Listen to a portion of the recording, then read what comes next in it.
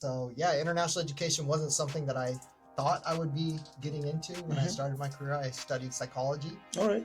graduated from Cal State Hayward, and then I went back for my master's abroad. So what would you say drew you to doing like international student, that international student field specific? Like we started an online program this fall as well, where we're helping students who weren't able to come and get a visa start their classes online from their home country. Wait, so so for students who didn't get visas, they can still enroll? They can still enroll. They're actually taking online classes from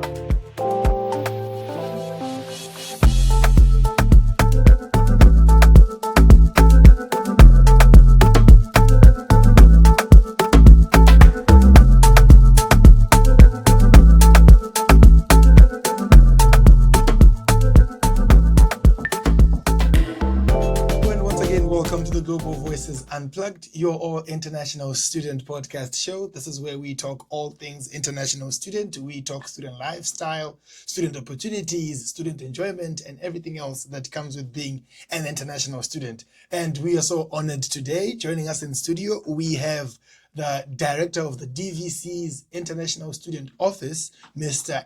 Drew Gebhardt. Welcome to the show. Thank you, Aaron, for having me here. We are most honored to have you to the show. So we are very, very humbled to have you today. So before we go into the main reason why you're here, can you at least tell us more about yourself? Tell us, who is Mr. Drew and what led you to pursuing the career in international student education? Sure. So it's a long story short, I guess. But first and foremost, I'm a family man. Been married almost 16 years, happily married. It'll be in January.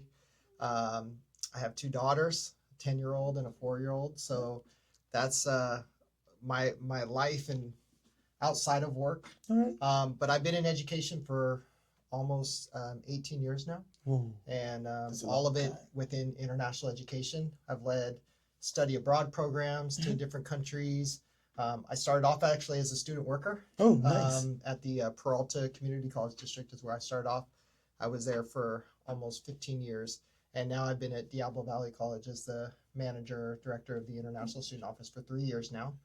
And so, yeah, international education wasn't something that I thought I would be getting into when I started my career. I studied psychology. All right.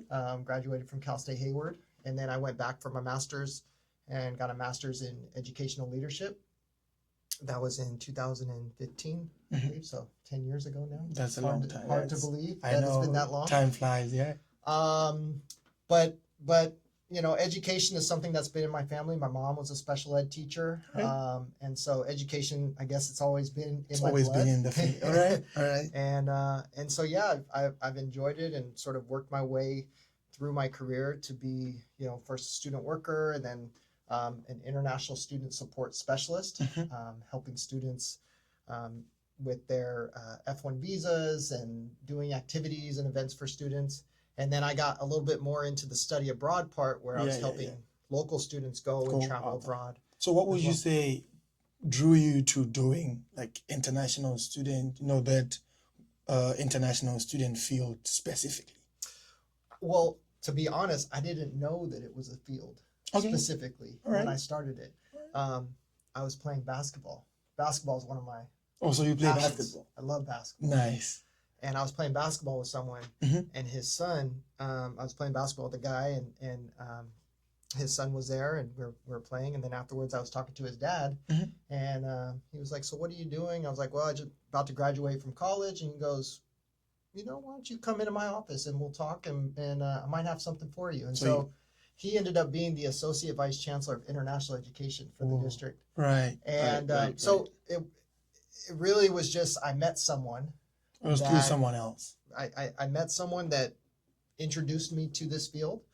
And long story short, now I've been in it for almost 18 years. Well, it must have been a joyride for sure. It was a learning curve. I mean, pretty much my first job was answering phones to international students who were asking questions about applying to a college or questions about their immigration status. Yeah. And it was a lot of it was discovery and asking questions and figuring things out as I went along. And it's like a Q&A kind of a thing. a lot of questions, a lot of hopefully a lot of answers. Yeah. But yeah, I was figuring things out as I was going along, and it's one of the things I love about international education is it's constantly evolving as well. It's an evolving field, and got to meet a lot of great students and people from all over the world, and you know, I've got to travel as well, which has been pretty amazing. So it's been a blessing in my life. That's really nice. And now, what drew you specifically to DVC? What's unique about DVC's international student community that you kind of like say this drew you to it? Yeah, so I'm local here in Contra Costa County, so that was definitely one attraction. Not too far from home. Exactly. Being able to, you know, the commute was a lot shorter, but DVC has always had a really great reputation for international education. Even it being a community college, there's a lot of students who are attracted to DVC specific for its transfer preparation. It's number one in transfers to UC Berkeley. Nice. Top in transfers to other schools locally, like Cal State East Bay, San Francisco State. We've also helped students transfer all over the U.S. as well. So obviously that reputation attracted me, knowing that it's always been at least in the top 10 in the U.S. for community colleges in terms of number of international students as well. So yeah, it was a position that I felt like I was prepared to come in and be a part of, but definitely felt privileged and humbled to be at the school. I can tell. It you know, it just has overall great support services for students. It's well run.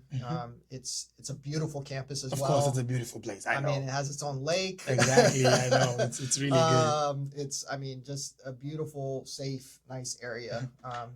And would you say that's the only thing that makes DVC, that attracts international students like to DVC compared to other colleges? Is there anything else that attracts students from outside? Besides the transfer? Yeah, exactly. So yeah, obviously the transfer I think is that's number like one. The key number one. That's the key number one. But being a community college, the affordability compared to going straight to a 4-year, you're saving a lot of money going to a DVC for 2 years. I think just the surrounding area, the fact that it's in a suburban area, and it's still close enough to where if you want to go and travel, of course, it's like central. It's a central area. So if you wanted to go to San Francisco for the day, you can go. It's 45 minutes away. Or if you wanted to go to Lake Tahoe, it's a couple of hours away. If you want to go to Monterey, it's a couple hours away. So it's sort of that central hub.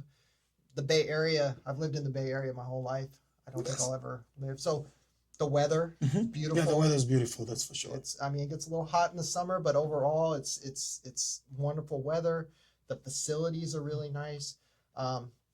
And then I just think the word of mouth, the student success stories that have come out of DVC. Of course, if somebody successful goes and then someone else, obviously you're going to tell somebody about it. And then you look up to someone who's also made it, and then you find out they made it through DVC. So obviously you're going to go there. Exactly. So I was really surprised when I got here that there was such a large Indonesian student population. All right. It's probably like the second or third largest group of international students. And what I've heard is it's all been because of word of mouth. That now there's certain regions in Indonesia because of students who have been successful here at DVC. They go back home, they tell their family, they tell their friends, and they everybody wants to come to DVC. Yeah, so it's not one of those most, I would say, popular countries, throughout the U.S. of international students coming, but because there's been that success and that word of mouth has been really popular as well. So, like in terms of the international student community, which one would you say is the largest? Right now it's China. All right. And China's always been top sender to the U.S. Since the beginning. Since the beginning of time, right? Yeah. But yeah, China's always been a top sender. As I mentioned, Indonesia, Japan is up there. So it's mostly Asian countries. Asian countries, yep. But we do have a handful of students from Brazil. All right. Handful of students from Colombia as well, and India also. So, so it's kind of everywhere, but Mhm. mostly Asian I would countries. say Asian, yeah, South Korea definitely have a wide population of students from, and some in Central Asia as well. So Kyrgyzstan, we Alright. also have a number of students from there as well. That's great. So can you please take us through the process of being an international student? Like, so besides, but what's the process of one who's, say, maybe Brazil or Colombia or everywhere, who wants to be an international student, who wants to enroll in DVC? Sure. So we accept several different types of students. Mhm. One is if they're overseas and they want to apply, Mhm. they apply to the college, they submit their documents, bank statement, English proficiency, copy of passport, which is Yeah. pretty much it. There's Yeah. no SAT scores, there's no other test scores that are required, which is it's nice. It makes it very less easy. complicated. No application fees. What we do is we issue the form I-20, Okay. and then they take that I-20 to go to their local U.S. embassy and Alright. apply for an F1 student visa All right. in that way.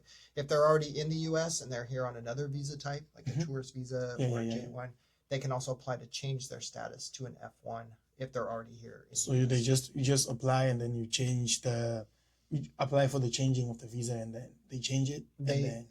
Right, we issue the same I-20 form and they Mhm. just file it with USCIS here Okay. in the U.S. and they have to wait for that change of status to process.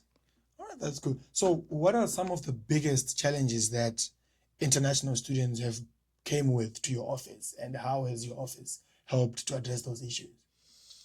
I mean, we face challenges. I mean, academics is a big one, right? Mhm. Students struggling in the classroom. We've had students that struggle with housing, Oh, yeah. students that struggle with finances, students struggle with health. So we make sure all of our students are covered with a health insurance coverage that Alright. covers different things. Mhm. Mental health is also a big issue. Students feeling Of course, like homesick.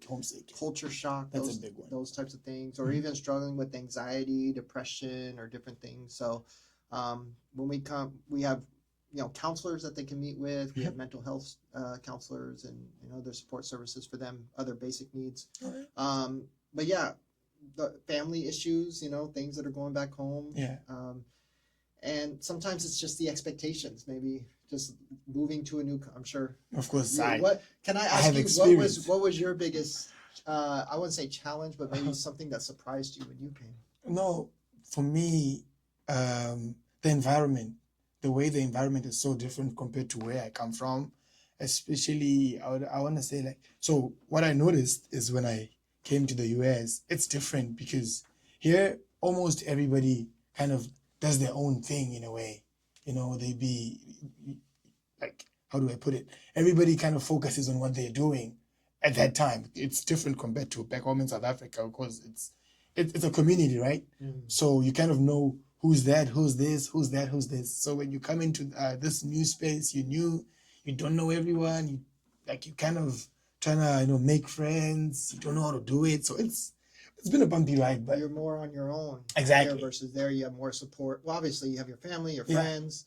So yeah, you're moving to a brand new, unfamiliar. Some no, it's been a bumpy ride. and English could also be Exactly. 'Cause second language. for me, like it's been tough, especially having to battle like with my accent, because people be like, when everybody asks you where's your accent from, it ends up not being so comfortable when that when I start talking to you, the first thing you're gonna pick is how I talk differently. So in a way, it makes it uncomfortable, but you be like, okay, so this is me. This is me. I mean, I moved here, so I have to accept it. So Right.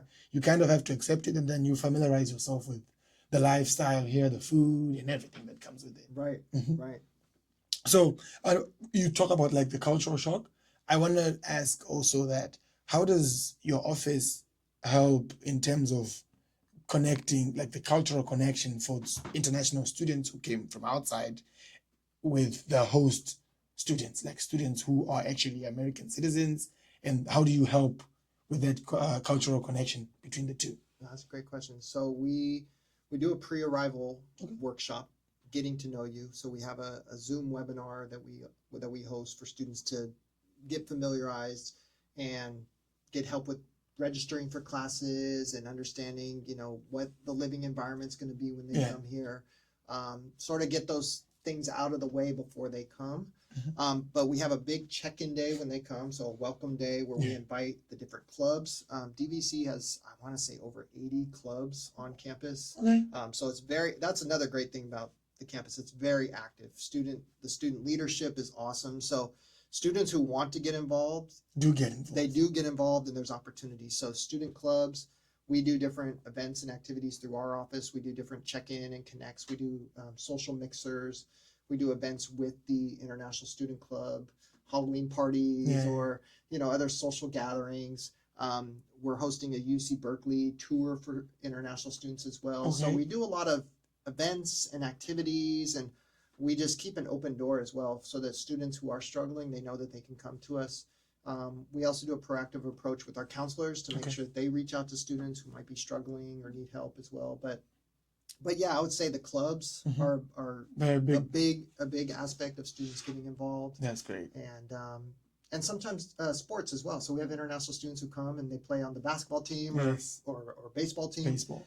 And those students actually get immersed really easily because they're on a team. I mean, you're connecting with the team. You see each other every day. Exactly. You're in love with the same thing. So it kind of, makes it easy for you exactly. And my hopes are, in their classes that they're, meeting friends and connecting with people and utilizing the other services like our student centers and going to tutoring and other workshops that are provided through the other offices like our career and transfer centers or other departments that offer workshops. So that's great. But for the friends one, I want to say, making friends when you're new in an environment, it's a little bit of a bumpy ride, but I think we get used to it as we keep on, showing up in classes. It's so important that you don't miss your classes. You're always in class, and then get to talk to people, get to know each other and connect. So, and how has the landscape been changing over the years for like the International Student Office? Are you talking about just worldwide in terms of everything going on in the world everything now? And I mean, big change. I mean, obviously, politically, there's been some changes in administration here in the U.S., which can cause fears of students wanting to come here to the U.S. How has that specifically affected your office? In terms of us, I haven't personally seen students that say, I don't want to come to the U.S. because of this. I'm afraid there might have been maybe a small percentage of students. I think overall, and you maybe be able to speak better to this than me. I think students still want to come to the U.S. Of course. I think they still see the U.S. as a great opportunity. There's a lot of, opportunities in terms of the 4-year system and, other opportunities. So the main issue has been getting a visa, though.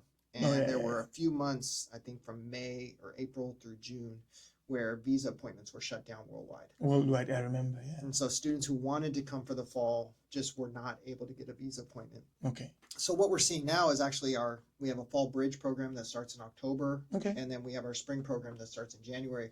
We're seeing a lot of students that are just delaying their application. Process? Okay. And hopefully we'll be seeing more students come either in the next couple of weeks in October for our fall bridge or in spring. But I think for us, we just keep a welcoming environment. We want students here. Of course. We want to welcome students here. DVC is welcoming to students from all nations. From all over the world. Over the world. And it's not just international students on F1 students. It's refugees. It's undocumented students. It's, students who are from all nationalities and all backgrounds. So that's great. We really support any student who wants to pursue an education. Okay, so have you seen a decline in numbers of students who are coming in because of this? Has the numbers, fluctuated in a way, or? Well, yeah, this fall was a little bit lower, mainly because of the visas and students unable to get their visas on time. But I believe that we'll see an uptick. We've already seen an uptick in applications for the bridge program in October, and I believe more students will be coming in January. So it's more of a delay, I guess you would say. But yes, our fall enrollment is maybe around 50 to 100 students less. Okay. Now, part of that is because in May or at the end of spring, we have so many students who transfer out, which is a good thing. All right. Yeah. So we had 170 students that transferred from DVC. Transfers from DVC to four-year universities in May. That's great. Which is great, right? Yeah, that's awesome. But then if you only have 100 new students that come in for fall, that's 70 less students there, right? Exactly. So we usually expect 150 to 200 for the fall. So they're, usually it evens out, but for this fall, it's been a little bit lower. Of course. But in some ways, it's because we're seeing students that are going on. Going out, yeah. And that's honestly one of the challenges for me as an educator in community colleges. We have student workers who work in our office as well. Yeah. You get connected to them, and I feel like as soon as you build that connection, that relationship, really, then it's like it's time for them to go on. So because they're only here for maybe 2 years, maybe 3. If they're mostly 2. Mostly 2 years, right? So, so it's a good thing, that we see students that move on. Exactly. But yeah, that can affect the enrollment at the end of the day. So, is there a story or an event that kind of made you feel proud of, the work that you're doing? Be like, I'm so proud of this. In your journey of, the international student relationship and everything, was there a moment where you actually looked at and you're like, I give myself a pat on the back. You did a good job. That's hard for me. I think about some of the relationships that we built, the students that we've helped out. Yeah. We had some students last year who were impacted by a fire. Oh. And they lost almost everything in their apartment. Like it was tragic. All their clothes, belongings. It was at an apartment complex, and we had, I want to say it was five or six international students that it was their complex. Okay. But throughout that time, I was really proud of the way our office supported those students. I mean, we reached out to them. We basically whatever they needed, we took them to Target to go buy their supplies. We went to the bookstore.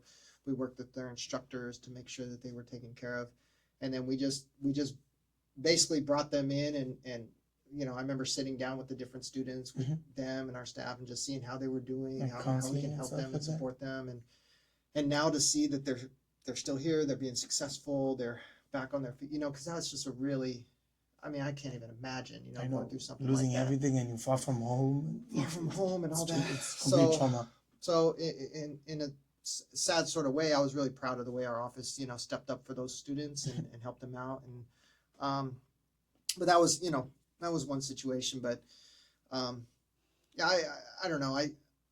I've been happy to be able to run different special programs. Like we started an online program this fall as well, where we're helping students who weren't able to come and get a visa start their classes online from their home country. Wait, so so for students who didn't get visas, they can still enroll? They can still enroll. They're actually taking online classes from different countries right now. Oh. So we have about 14 students right now that are just part of this special, we call it a International Transfer Academic Pathway Program, ITAP. But it's designed for students to start their program online from home. And then when they're ready to come, they can apply for their... When they finally get the visas, then they can come. And then, so it's just like you doing study from home. Exactly. Exactly. So nice thing about that is they don't have to take 12 units. They can maybe just take 1 class or 2 classes. So you can actually do it at the comfort of... All right. That's interesting. So I'm pretty proud that we've been able to launch that. Proud of our bridge program that we've launched. We have over 20 students that are enrolled right now for the mid semester, and then we had, like I mentioned, over 100 students that applied for the fall. So, but just our staff has done an awesome job in terms of reaching out to students, putting together different activities and events, and supporting students with whatever they're going through. As I mentioned, the health challenges or mental health. Like, I'm just really proud of our staff and our counselors and the way that the office is sort of thriving right now. Thriving everything. And one similar question that I would like to pose to you is, what do you find mostly rewarding for you? Like looking at the office, looking at the hard work that you guys put in, what's mostly rewarding? Like what's your biggest achievement? In terms of that? I don't know what's rewarding for me. I love our graduations. That's because it's just a celebration, right? Yeah, it's just like, we've done it. Yeah, and it's kind of like it's refreshing because we do, check-in days and welcome days every single semester, right? We have probably 5 of those every semester where we welcome new students to come in. And then we only do one transfer celebration where the students are graduating and going And on. then It's awesome. You get to hear student stories and what they've done. But yeah, I would say that the graduation ceremonies that we've been able to put on, and we have a special student who maybe you can come in when you're ready to graduate. Of course, why not? Why not? We have special students that speak at our graduations and share their stories and what they've had to go through to, navigate, life and their and just hear all the challenges that they've gone through that they've had to overcome that you don't realize when you see someone. I mean, you see somebody at school, you don't really realize that they're going through stuff. What people are going through, right? Of course. I'm really proud of that. I'm proud of our student workers that we have in our office, and just the way that they've been developing into leaders and contributing to supporting students, and then obviously our coordinators, and we have great support staff in our office. So, and in terms of support, have you had any student who has come back to be like, guys, I just want to appreciate you guys. You helped me, you took me through this tough journey, and then now this is where I'm at. Have you ever had that experience? Yeah, all the time. We hear from alumni. We have an alumni association, so we do hear back from students after they've transferred, or if they're working.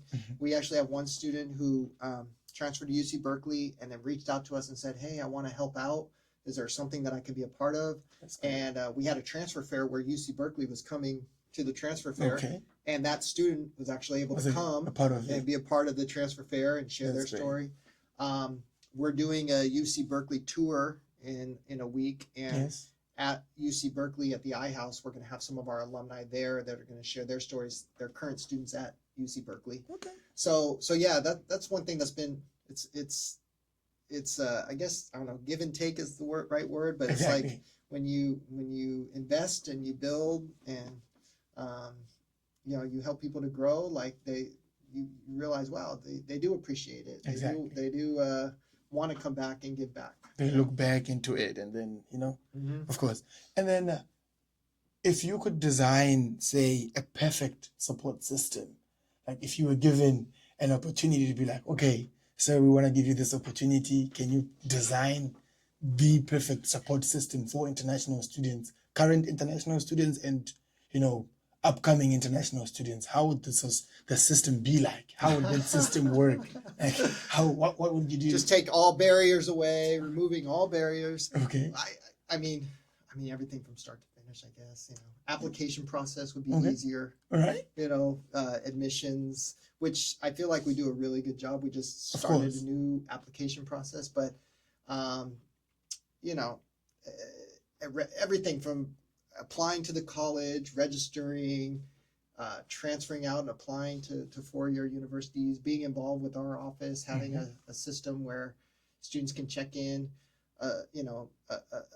a smooth process for how we can reach out to students. Okay, make it easier. Yeah, all of that. But we get by with what we have. But one of my goals is to leverage new technologies and make it easier for students to reach out to us. I just heard today. So we are, I don't know what the word is, but we're opening up a WhatsApp business account. Okay. So that students can connect with us through WhatsApp. I guess students, I'm not into WhatsApp that often, right? I know. But we're opening up a business account where basically it can create group profiles. It can create templates that students can receive information about us. They can text us right away. I hope you're not the one who's going to be running the WhatsApp group. Who, me? Yeah. No, it's our students. Student run. No, it's actually through our district. Okay. So our district international office is opening it up. A lot of it's going to be for students that are overseas that want to apply. That they can reach out to us really easily without having to. I think that's email, useful. Exactly. Just text. But we're going to also hopefully utilize it for our current students that they just need to connect with us really quick. Hey, let me just touch base with them on WhatsApp. Okay. So I'm hoping that we can utilize different tools and technology like that to support students. Now, for those students who are overseas and might want to, get to use that WhatsApp group chat, how do they find it? So it'll be on our district international page. So Diablo Valley College is a part of the Contra Costa Community College District. Yeah. All right. So 4C, the number 4CD. Of course. So if you just search 4CD International, you should pull up the district international page. All right. And through that page, that's actually where students apply to the colleges. We have one application to all 3 of our colleges. So it's DVC, Los Medanos, and Contra Costa College. Okay. And our district office supports all 3 colleges. So the WhatsApp will be run through there. All right. That's great. That's great. Now, any words of encouragement to current international students? What would you tell current international students and also students who are looking to study in the US? Like you said, like a lot of people abroad, especially my age, everybody be like, I would love to study in the US, and then they're kind of trying to navigate, where do I go? What do I do? How do I do it? What is it that you can tell that person who's back home and is thinking of traveling into the US? Well, I mean, you would probably be a better person to answer that than me. Of course, but you cannot. You don't get to put DVC on the map. I mean, it's amazing to see so many students that are taking such a risk and putting their trust in us, to help take care of them. But I would just say our office is extremely supportive, knowledgeable, helpful in terms of getting them through this process. And that's really what our office is here. Our office doesn't teach the classes. We have the faculty and the instructors who do that, and they do an amazing job of teaching and instructing. What our role is to help students get them through whatever they're going through to keep moving forward, right? Exactly. So I guess if there's a word of encouragement, just keep moving forward. Keep going. Sometimes it's just taking one step, right? It might be just doing some research. Okay, what is the Pleasant Hill area look like, or what does the application look like, or what are some of the programs, or what are some things that I might be interested in doing, like for you now, you're into podcasting. I don't know if that was something you wanted to do before you came, or yeah. It was. Exactly. Yeah, it's been in there, but obviously, the opportunity came through DVC because we came in through our classes, and then we came, and then just notice everything. Also, be like, I'd love to do something like this, and then the instructors, as you said, they'd be like, yeah, go for it. And then obviously she keeps on like checking up on me, like, so are you still doing it? Can you send me a link? Can I watch a video? So it's been a nice experience for sure. So go for it. Of course. You just gotta go for it. And the nice thing about community college too is if you can take different classes, you don't have to worry about selecting a major right away. You take general.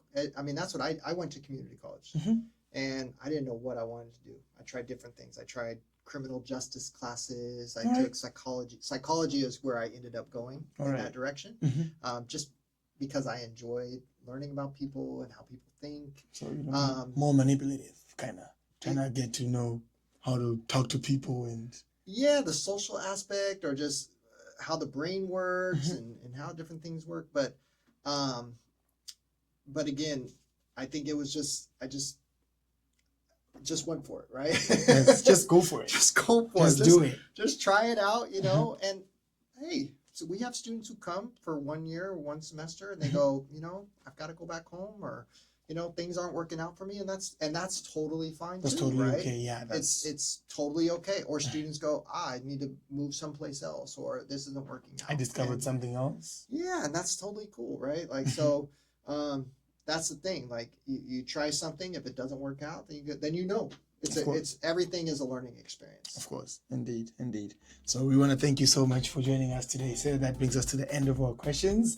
Thank you for watching. This is the Global Voices Unplugged, your favorite international student podcast show. This is where we talk everything that has to do with, being an international student lifestyle, opportunities, academics, triumphs, and everything else. And I'm your host. I go by the name of Aaron. Thank you so much for watching.